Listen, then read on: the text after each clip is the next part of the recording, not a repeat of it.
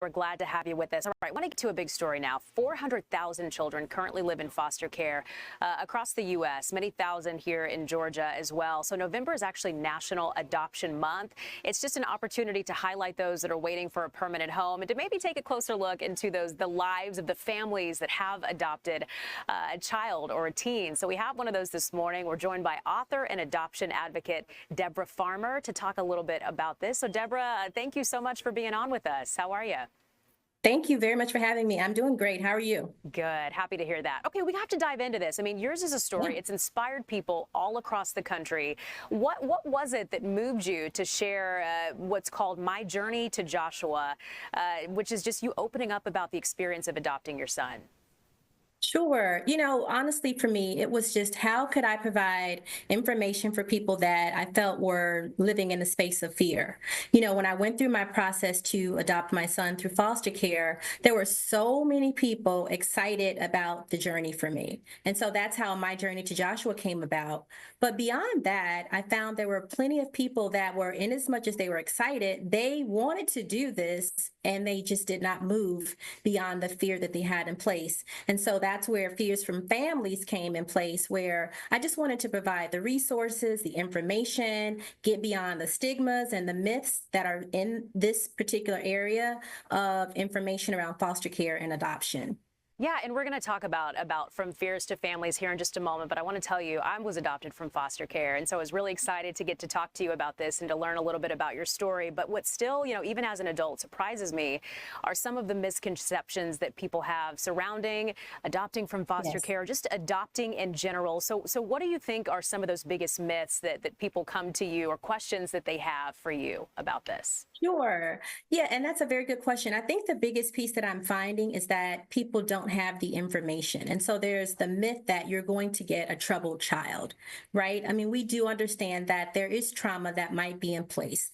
Yes, you are getting children that are coming from a system where they may have had some trauma in place, but there are resources that are in place to help people move beyond those barriers. So I think the biggest piece that I'm finding is that people are in fear because of the misconception that you're going to get a troubled child. And so, yes, there's tons of ways to get, support through the agency that you might foster or adopt your child through.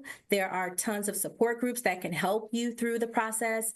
There are tons of organizations that are very passionate, just as I am, about educating and providing awareness to people so that they can, move in this space if they want to parent a child through foster care or adoption. We're kind of burying the lead here. We got to talk about Joshua. Tell us about your son. Yes. Yeah. Joshua is amazing. So I'm thankfully, was blessed to meet my child, my forever child, through the foster care system. He was just a newborn. He's about 4 days old when he came home with us, and he's now 10 years old. He is a vivacious, very energetic, very smart child. I'm so in love with him. He is absolutely a joy for everyone, and I'm just grateful that I was blessed through this opportunity to actually, foster Joshua and then adopt him a couple of years later. Yeah. How did you know that it was the right decision? I mean, I can imagine for you, it wasn't too difficult of a decision to make, but how did you know that this was going to be the right decision for you, for your family, and for Joshua? Yeah, it really came, honestly, my introduction to foster care was in the late 90s while working in local television in Chicago. I was mentoring a young lady that was in foster care. So I had tons of years of experience with her. I put myself in a position to be a mainstay in her life. So I was very prepared, almost 20 years later when this opportunity for me to decide to actually foster and adopt my child. So I had tons of hands-on experience, lived experience. And so I knew it was perfect, and the timing was right when Josh came into our lives. Yeah, so you talk a lot about changing the narrative surrounding, adoption and foster care. So what is it about your story that you think is doing that for people, Deborah? I think, it's relatable, right? I mean, I'm finding, especially to the end, I'm a Black woman, and most times when I share this story, there are Black women that decide, this is something that they want to do, but they just don't have the information, or there's the fear in place. And so I think that what makes my story very different is I'm relatable in this particular scenario. So I think that is what, is, again, giving me the passion to continue to move forward into this space, spreading the awareness, providing the information, information so that people can move from fears to families. You know, I think we've got a video that we can show, and maybe if we can get that up and we're able to even, listen. I think we've got that. Okay, so let's take a look at this. Praise the Lord, everybody. Good morning. Now, if there are any first-time visitors, I would love if you could raise your hand, please.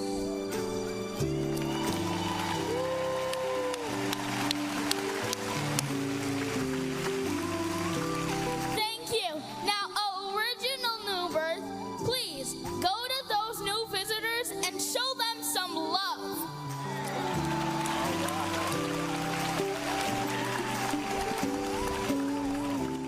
Oh my gosh, Deborah, what a doll. Look at him just commanding the congregation there. Wow. Yeah, he's a godsend. I mean, he's a dynamic speaker. I just Yes. love everything. It just makes me smile every time I see him in action because this is just a natural space for him. What an angel. Oh, I'm so glad that you shared that with us so that we could share it with the folks that are watching right now. But that was a video of him at New Birth Missionary Baptist Church. So let's talk about that. I mean, the faith aspect of all this. It sounds like there was a lot, that you needed help being covered. You were talking about infertility, just the adoption process, the being unsure about things. And I can imagine your faith played a big role in that for you. It absolutely did. And, oftentimes what I share, is that fear and love cannot reside in the same space. And so where you have that fear, replace that with love. The other bit of information and advice that I'd like to share as well is that, there is a community of people that have already done this. And so provide yourself the safe space to be in community with others that have taken this journey so that you are not walking this walk alone. And so, yeah, faith played a major part for me. I had a huge village that was supportive as well, but I had to lean into God and absolutely, rely on my faith to get me across this. So, we talked about how you wrote this memoir. I've got one more question for you. The resource that you have for other families who may find themselves, walking this path too, from fear to family. So quickly tell us about that, Deborah. Yeah. So after, again, I had gone through the process with Joshua, many people were, this is what I wanted to do, and they never did it. And so I figured that there had to be a barrier in place for them, which was fear. And so I said, well, you know what? I'm a fixer. I'm going to provide, those that are interested with the information that they needed. So I put together a resource guide that provides you with resources on agencies to, do some investigative work with as it relates to finding agency that can properly place you with the child. Also, other support groups, there are other advocates in this space as well. And so that's where Fears to Families came into place, just to provide the toolkit so that you're armed with what you need to make an informed decision to move forward in this space.